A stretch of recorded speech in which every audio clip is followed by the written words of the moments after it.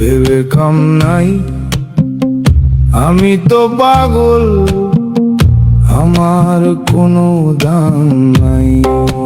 বিএনপির প্রতি আমাদের একটা দাবি ছাত্র জনতার পক্ষ থেকে, ভারতের উপরে আপনারা ভরসা করেন না, আপনারা ডুববেন ডুববেন ডুববেন। যেই শাহবাগীরা, যেই প্রগতিশীল শাহবাগীরা খুনি হাসিনারে ডুবাইছে, সেই শাহবাগীরা আজকে বিএনপির কাঁধে ভর করছে। চক্ষু বন্ধ করে রাখেন। আপনি যদি আপনার কাঁধ থেকে এই শাহবাগীদেরকে তাড়াইতে না পারেন, যারা আজকে আপনার ভারতের হাতে হাত রাখতে বলে, কোন বাংলাদেশের জনতার স্টেপ ছাড়া আগামী 20 বছর হাসিনার মতো লাগবে না।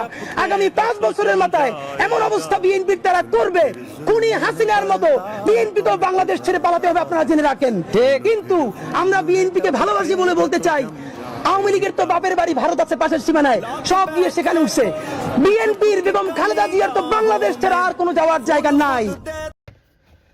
আপনার প্রতিবেশী যদি খারাপ হয়, আপনার প্রতিবেশী যদি খারাপ মানুষ হয়, চোর ডাকাত হয়, অথবা রেসিস্ট হয়, অথবা জটিল হয়, তাহলে বোঝা যায় জীবনটা কতটা অস্বস্তিকর বা অশান্তির।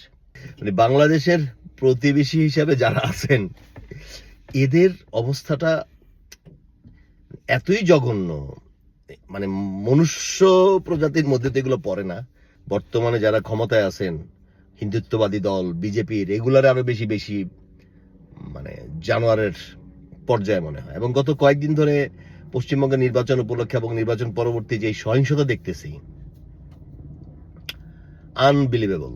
ওদের যেই বর্তমান নেতা, অর্থাৎ যে কিনা মুখ্যমন্ত্রী হবেন, শুভেন্দ্র ছাগল, এরকম নেবারদের নিয়ে বাইচা থাকা, ভালো থাকা ইম্পসিবল। দোয়া করা ছাড়া উপায় নাই আমাদের বাংলাদেশের জন্য। তবে ইউনূসের একটা থিওরি ভালো ছিল, আমি যেটা পছন্দ করতাম, মানে চোর মারার জন্য ডাকাত আনা দরকার। আমার কাছে কেন জানি মনে হয় মরলে চোরের কাছে মরবো কেন, ডাকাতের কাছেই মরি। বিশ্বাস করেন ভাই, আগামী বাংলাদেশ এন্টি ইন্ডিয়ান বাংলাদেশ। মানে ইন্ডিয়ার বিপক্ষে যারা আছে, বাংলাদেশের নতুন জেনারেশন প্লাস আমাদের জেনারেশনের অনেকেই আপনাদের পিছনে থাকবে। ইনকিলাব জিন্দাবাদ, জাস্টিস ফর হাদি। এত ভেবে কাম নাই, আমি তো পাগল, আমার কোনো দাম নাই।